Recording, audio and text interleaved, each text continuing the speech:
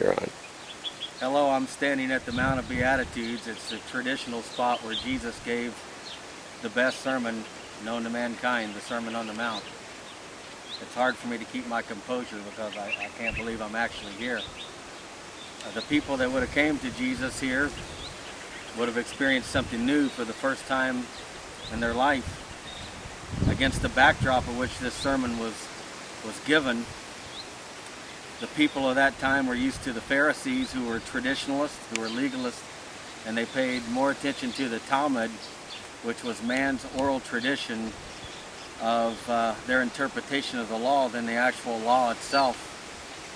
And then there was the Sadducees, who were the modernists of the time. They were the progressives. Truth was always changing. Truth was always modern. Truth was never absolute. And then there were the Essenes, who believed in being complete and total separatists, and they felt that they could achieve holiness by being separate from society. And then, of course, there was the Zealots, who were revolutionists of the time. What was so significant about Jesus' Sermon on the Mount was because it was a whole new way of thinking.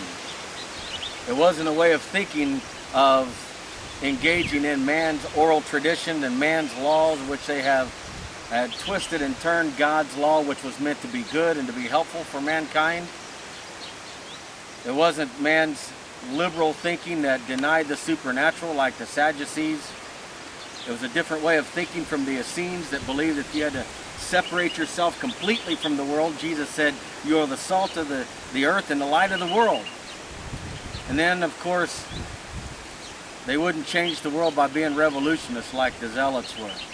Jesus told us to love your enemies and pray for those who persecute you. So against that backdrop, Jesus started out by giving the social norms of the kingdom. And Matthew says, now he saw the crowds, he went up to a mountainside, this mountainside here that we're at, and he sat down.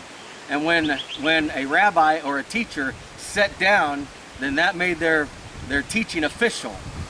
When they stood, it could just be considered man's opinion, like I'm standing now. But when they sat, then that made everything that they said official. Said he sat down, his disciples came to him, and he began to teach them, saying, "Blessed are the poor in spirit, for theirs is the kingdom of heaven." The word blessed there is the Greek word makarios, which means fortunate or happy. It's interesting because it's paradoxical in nature, meaning that you're going to be blessed if you do that which is normal for the kingdom and not normal for the world. He said, "Blessed are those who are the poor in spirit, for theirs is the kingdom of heaven." The poverty of spirit meant that I'm not rich in and of myself, that I am poor, that I am completely and totally spiritually dependent upon the Heavenly Father and not upon my own personal arrogance like that of the Pharisees and the Sadducees and the Essenes and the Zealots. And he says here, the reward of being spiritually impoverished, to where all you do is depend upon God, depend upon the social norms of the kingdom, is that yours is the kingdom of heaven. Blessed are those who mourn, for they shall be comforted. He's saying happy, fortunate are those who actually mourn over their sins, who are penitent, who are repentant over their sins. And he says the reward of this will be that ultimately you will be comforted in a way that only God can comfort you, a kingdom comfort. Blessed are the meek, for they will inherit the earth. And so where the Sermon on the Mount starts out with humility, now meekness is strength on a leash. And basically what he is saying is that blessed are those who can keep their anger, their strength, their pride, and their arrogance in check. For you will inherit the earth.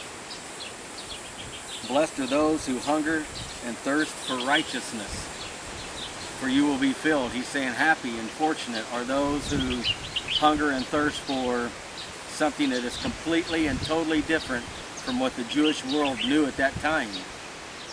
Okay, not hungering and thirsting for physical wealth, not hungering and thirsting for fame and fortune, but hungering and thirsting for holiness, righteousness, things of the kingdom, the very things that Moses taught about, the very things that David spoke of, the very things that the prophet spoke of. What he was doing was not contradicting those things, but he was actually giving affirmation to the very things that Moses and David and the prophets had spoke about. Seeking after God, hungering and thirsting for righteousness. And he says, what will happen if you do this? Not only will you be blessed, not only will you be fortunate, but you will be filled. David said, you fill me with joy in your presence. He says, my cup overflows. He said, blessed are the merciful, for they will be shown mercy. Jesus said to the religious hypocrites of the day, the theologians of the day, go and learn what this means. I desire mercy, God says, rather than sacrifice. He says, blessed are the pure in heart, for they will see God.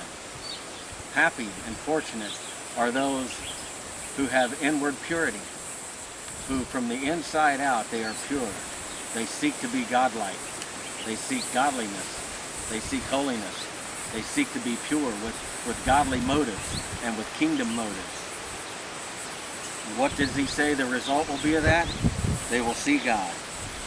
Blessed are the peacemakers, for they will be called sons of God. The peacemaker. We live in a world that has been saturated with violence and with theft and with wars and murder and carnage. And we won't know peace again until Jesus finally comes. But he says, for those who seek to be makers of peace, who can bring about a peace of mind, who can bring about peace within the family, within the church, within the community, he says, you're peacemakers. Guess what? You're going to be called offspring of God, because God is the ultimate maker of peace. You will be like your Father, like the one who you are born of. He says here, blessed are those who are persecuted because of righteousness, for theirs is the kingdom of heaven. Not persecuted because of ungodly things, but he says, imagine this with me if you will. Standing here on this spot, he says, happy and fortunate are those who are persecuted because of seeking after the social norms of the kingdom. Because for those who do this, guess what? Yours is the kingdom of heaven. And finally, he says, blessed are you when people insult you and persecute you and falsely say all kinds of evil against you because of me. Rejoice and be glad, because great is your reward in heaven. For in the same way they persecuted the prophets who were before you. This is the bookend here of the Beatitudes. Rejoice and be glad, because great is your reward when people insult you and persecute you because of the gospel. And they were amazed at this teaching, because Jesus taught as one who had authority. It was a paradigm shift in thinking.